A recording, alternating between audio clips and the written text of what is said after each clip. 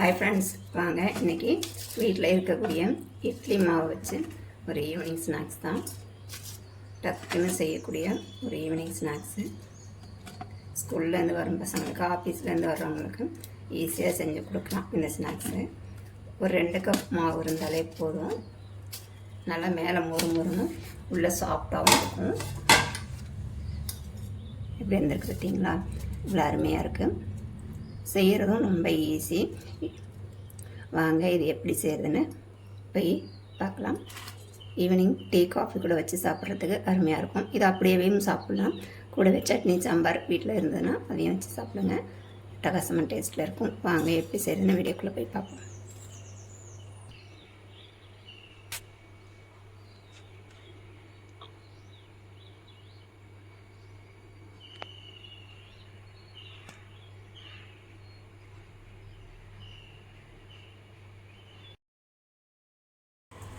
பாருங்கள், இட்லி மாவு நான் 2 கப் எடுத்து வச்சுருக்கேன். ரொம்ப புளிச்ச மாவாக எடுக்காதீங்க. ஒரு 2 நாள் 3 நாள் மாவாக இருந்தால் எடுத்துக்கோங்க. கூடவே நான் ஒரு வெங்காயம் கட் பண்ணி வச்சுருக்கேன், அதையும் சேர்த்துக்குவோம்.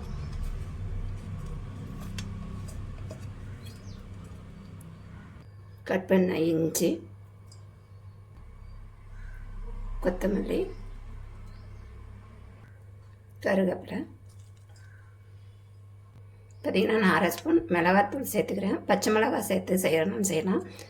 சின்ன குழந்தைங்களாம் சாப்பிட்டுங்கன்னா உரைக்கும் இல்லையா, அதனால் நான் 1/2 ஸ்பூன் மிளகாத்தூள் சேர்த்துருக்கேன்.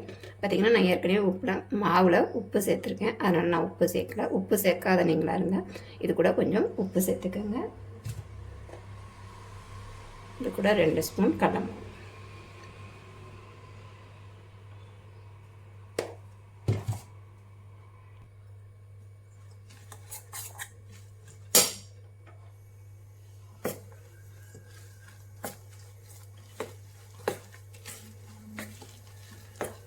வீட்டில் இட்லி மாவு இருந்தால் இது ஒரு ஈஸியான ஒரு ஸ்நாக்ஸ் தாங்க. ஸ்கூல் விட்டு வரும் பசங்களுக்கு இது ஈஸியாக செஞ்சு கொடுத்துடலாம்.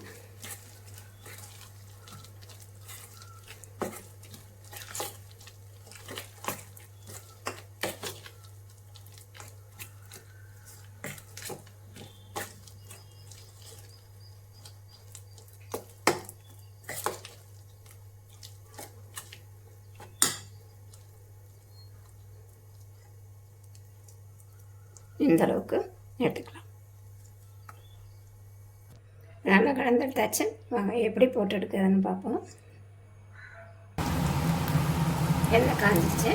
இந்த அளவுக்கு எடுத்து விட்டுக்கலாம்.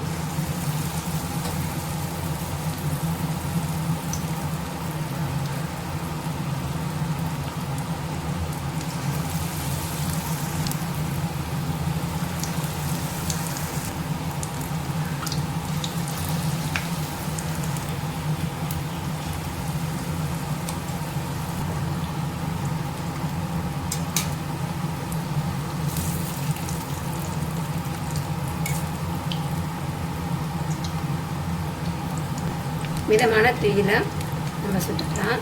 ரொம்ப அதிகமாக வச்சோம்னா மேலே கறிவிடும், உள்ளே வேகாது.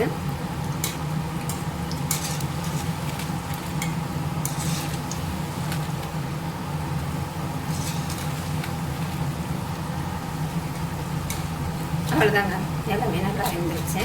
இப்போ எடுத்துக்கலாம்.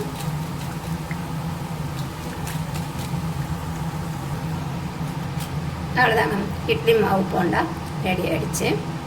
ஈஸியாக செஞ்சிடலாம். வீட்டில் இட்லி மாவு இருந்தால் போதும். நம்ம கடை எண்ணெய் அடுப்பில் வச்சுட்டு நம்ம இதை ரெடி பண்ணிடலாம். குழந்தைங்களும் விரும்பி சாப்பிடுவாங்க. எண்ணெயும் ரொம்ப பிடிக்காது. பாருங்கள், நீங்களும் இதுமாரி செஞ்சு பாருங்கள். வீடியோ பிடிச்சிருந்தா லைக் பண்ணுங்கள், ஷேர் பண்ணுங்கள், கமெண்ட் பண்ணுங்கள். மறக்காமல் சேனலை சப்ஸ்கிரைப் பண்ணுங்கள். இன்னொரு வீடியோவில் சந்திப்போம். பாய்.